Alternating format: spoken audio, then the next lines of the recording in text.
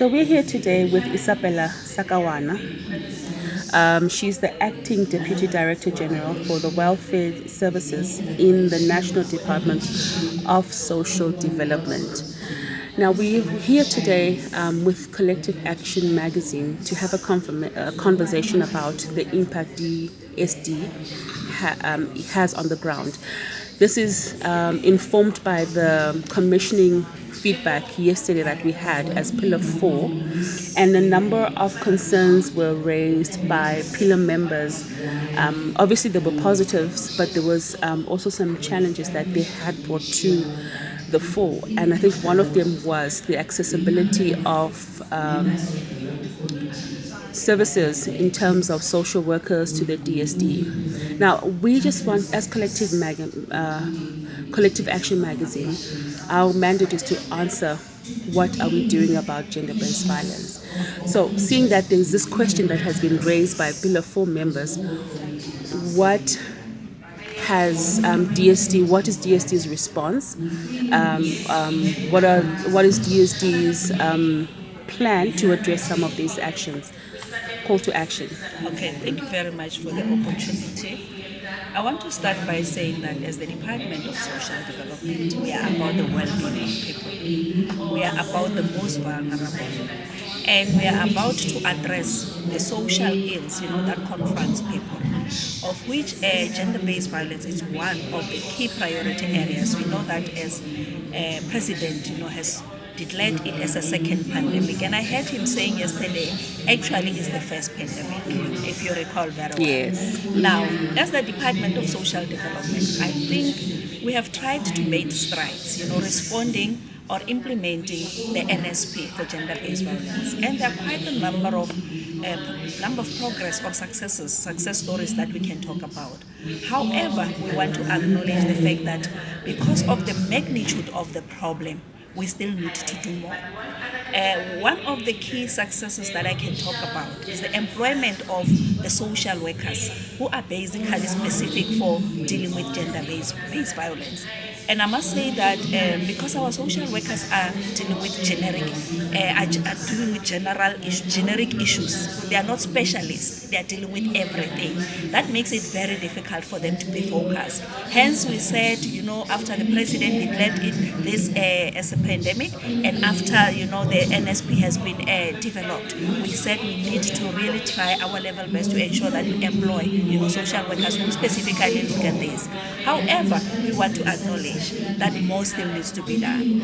And it is on this basis that we still feel very strong, or we still admit that we need to get more social workers who will be able, to focus on some areas such as gender-based violence. As I'm talking, we have several engagement with the National Treasury.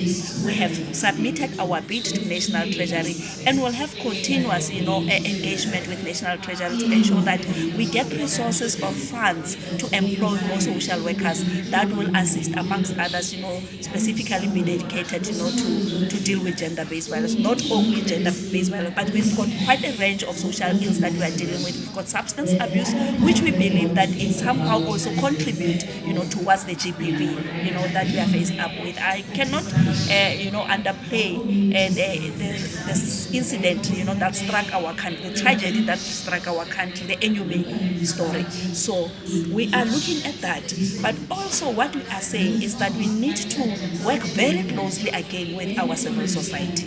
We want to believe that this gender-based violence, it's within the society, it's within the families, it's people who are members of, who have affiliated to different religious organizations. They are part of the community, and therefore we believe that if we really strengthen our partnership with the communities, and we'll even look at those structures that existed before, like your neighborhood watch will be able, to deal with this case. But most importantly for us, it's strengthening families so that we equip families to understand their role in terms of socializing, a boy and a girl child. Because if we can deal with we can deal with surface, yes.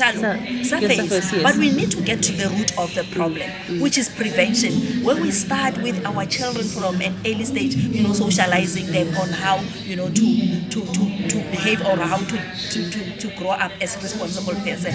And to that effect, the social development, as I'm saying that we have done a lot, as social development, we have been able to establish programs such as your YOLO, which means you only live once.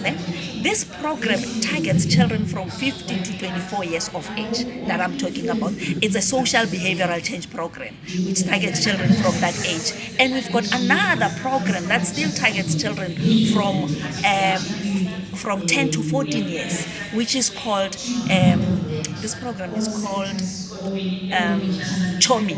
Yes, why I forget about CHOMI. It's called CHOMI. Now, these are the social behavioral program that we are putting in place, that we feel, and also programs such as men's championing change, men's and boys championing change, because we need to ensure that we deal with the so-called the perpetrators, and we need to deal with these issues before they can happen. We believe that prevention is better than cure. Of course, we have to respond.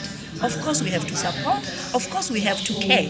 But we believe that prevention is better than cure. So these are the programs that we have established as the Department of Social Development, and we are upscaling and we want to strengthen them so that we reach out to all the children at a younger age, but we also involve men and boys, because we believe that not all men are trash, and if we deal with a boy child at an early stage, because so that we break this traditional myths that a boy child is, is being given an upper.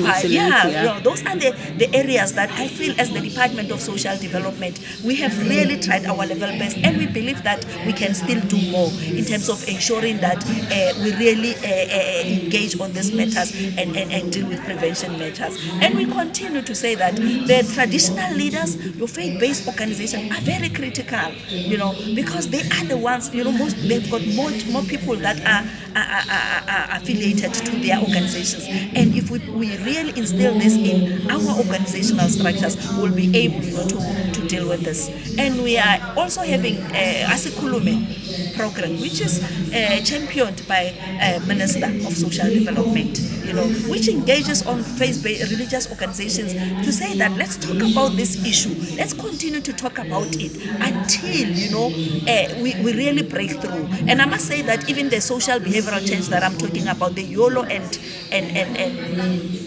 CHOMI, are being championed by our political heads. The deputy minister and the minister are championing all this. And for us, it's really saying that we are taking this matter serious and we are doing, a lot about it. And I want to go to the issue of collaboration. For me, it's very critical. It's a genuine issue that has been raised. We are trying our level best, but we are saying that we'll continue to strengthen the collaboration, because it's a societal problem, as I've said, and it cuts across all problems. And I'm sure you've been listening to the discussions. It does not assist for a woman to come to a shelter and then only be attended by a social development. We need subs, we need justice, we need everybody, and therefore we need to strengthen. We have started working together, but I think we need to begin to strengthen the collaboration that we are having, so that even the impact or whatever success that we are achieving are also coordinated and are collaborated. It's what we call reporting. That is, we don't report for compliance, but we've got a comprehensive report that gives a holistic picture of what is happening in the country. Absolutely. I really appreciate this conversation, because I think there's a shallow understanding of what DSD does within our community. Because every time DSD comes up, it's always aligned to social workers. So DSD is only known for social workers, but that's not all you do. And it's very impressive that you are integrating the next generation into that whole conversation, and you're grooming them as well together. So YOLO plus Nabo CHOMI, the boys, the men's forum, which is absolutely amazing. Yes. Maybe before we continue, I must say that as DSD, we are the custodian of children. Children are at the center of our hearts. And we have already started making sure that there is child participation in each and every issues that affect them.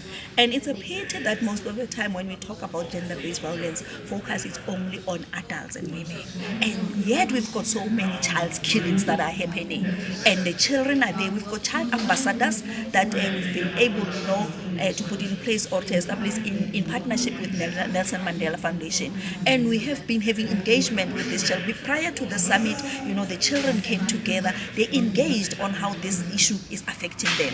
And as I'm talking, they are part of the summit. Three children are representing other children. And we have fought so much that these children must be part of the conversation. And I was told that they have been included even though towards the end. So all what I'm trying to say is that the children's voice for us is also very critical. It's something that we are advocating for. We are creating platforms in that regard to ensure that children, also raise their voice. But I want to also talk about the most important program that we are having as the Department of Social Development.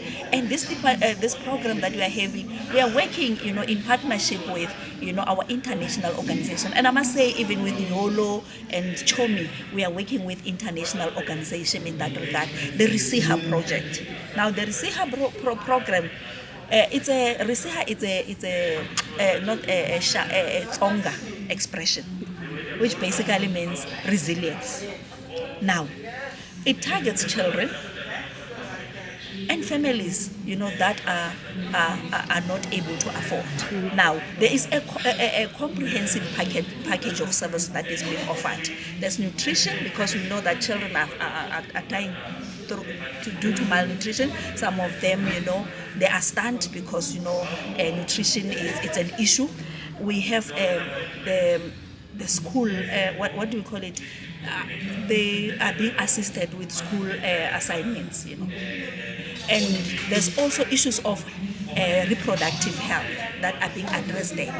There's also recreational activities, and they are also being taught, intergenerational games, your moraba and all these things, So we are teaching children not to lose and forget about where they come from, isn't it? But what is most importantly is to empower these children so that they can be able to make informed decisions, or they can be able, to be resilient and stand on their own and not be influenced, by their peers, or also not being abused, by the elder people, because we know children are being hurt by the people that they trust. So I'm just trying to say that, and the implementation of this program is within what we call the drop-in centers, which are across the countries in the country. All the provinces have got the drop-in centers, and most people, instrumental people that are assisting in the implementation of this program, taking care of these children, are child and youth care workers and social workers, and also social auxiliary workers. So these are some of the programs that we are implementing, but we are saying that we need more resources so that we can be able to upscale these programs and to ensure that we also strengthen the programs. The president yesterday in his speech mentioned, so I'm just going to ask you this question in closing. Yes. He mentioned how we need to fully, robustly, in my own words, enforce the whole inclusive approach, and that means bringing the boy child and the male into the conversations of GBV. Yes. Now, in the space that we work in, I just want to get your perspective on it. The space that we're in, there may be some resistance because the mandate is not male inclusive. The strategy, NSP strategy, it's women, child, LGBTQI community, and other communities. How do you foresee men coming into this space and having conversations around gender-based violence within this closed space? We say we're inclusive, but I think we are closed if we're not inviting men and the boy child into this conversation. How do you think this is going to unfold? Yeah, I think it's a very important issue that you are raising. And as I was talking to you, I think I touched on how we as social development, have begun to ensure that we bring men into the picture. because we want to believe that they can champion change. We call them men championing change. Because if we leave them behind, we are not solving the problem. We are dealing with people who are converted. We leave those that really needs, a change behind. And I want to reiterate the fact that not all men are bad. But even those that are in that state, we really need to ensure that, we bring them and make them, because you will find that these people are also, and it's not an excuse, I don't want to bring it as an excuse why they are doing that, but we really need to get to the bottom of the root of the problem. Why are they doing that, and deal with that? Isn't it? Is it issues of tribalism? Is it, do you get my point? Whatever it is, we must get to the root of that, so that we understand and try to make sure that we all, deal with this. So for me, it is very much important, and I don't see it as something that is very difficult. Maybe because it's now happening that we even have organizations of men, which makes it very simple for us, because they are able, to lobby other men, unlike me as a woman, going there, or as a departmental official, because people will say, she does not understand anything. She's a government official. But if there's men who have gone through the same things, some have been perpetrators in the past, they are involved in this organization. They're saying, look at us. We used to be like this. We are transformed. This is nonsense. We cannot continue like this. Let us try and protect our children and our women. So for me, for our breaking point is for us to ensure that men are at the forefront of this. They are being, involved in this whole issue. But now I want to deviate a little bit and talk about, it's not only about programs, we are also looking at, and I'll talk about children, because whether we like it or not, they're hard-hit kids. And you find that these things are done by the people that children trust most, and they don't have a voice. And sometimes it's done by, somebody who's close, the mother is watching, the mother is helpless, and the poor child, suffer because the mother does not want to talk. Maybe simply because that if she talks, she'll be out in the streets and so on. You get my point? Now we've got the Children's Amendment Bill, that we are currently, it's currently under review. That is looking basically in terms of, strengthening the protection of children. So for me, it's a very critical piece of legislation, that is currently under reform to ensure that, our children are being protected. We strengthen the protection, we strengthen, the care and support of children. That's amazing. And I'm sorry, I will forever talk about children because it's very important. They are very, remember most of the time they are being neglected. They experience gender-based violence, and we really they're the need recipient to of it. Actually, yes, and I would really call upon us to, in the next future, we should not make them an afterthought, but we should ensure that children also, they receive, the same attention as women receive. So we have a podcast series that we're running through for Collective Action Magazine. This particular conversation about children, we want to unpack it even further. Let's do it. So we will invite you as a follow-up to this, to the next edition. I would really want us to focus on the children. Thank you so much for your time.